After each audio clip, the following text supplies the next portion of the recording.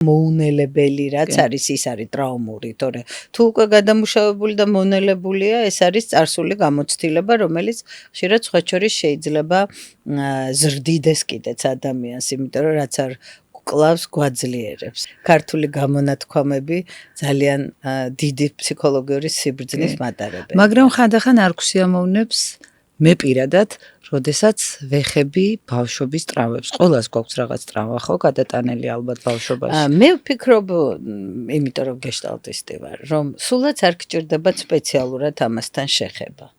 ის რაც თქვენ დღეს ხელს გიშლით, აი იმას ჭირდება მხოლოდ. აი მე ჰუმანისტურ ეგზისტენციალური მიმართულების არის გეშტალტი და ჰუმანისტური ფსიქოლოგიიდან, კარლ როჯერსიდან მოდის ეს ძალიან სერიოზული დებულება, რომ ჩვენს ფსიქიკას თვითრეგულაციის უნარი აქვს. ანუ ადამიანს რომ გონია რომ რაღაც მას ეტკინა, ეს ტკივილი მას იარი, ნაიარების სახით გინდა თუ არა მთელი ცხოვრება უნდა მიყვებოდეს, ეს არ არის.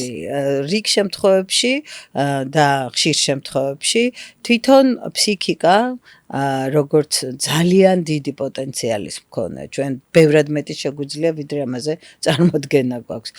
ფსიქიკა ამუშავებს ამას და სხვა შორის გარემოებებიც უწყობს ამას ხელს.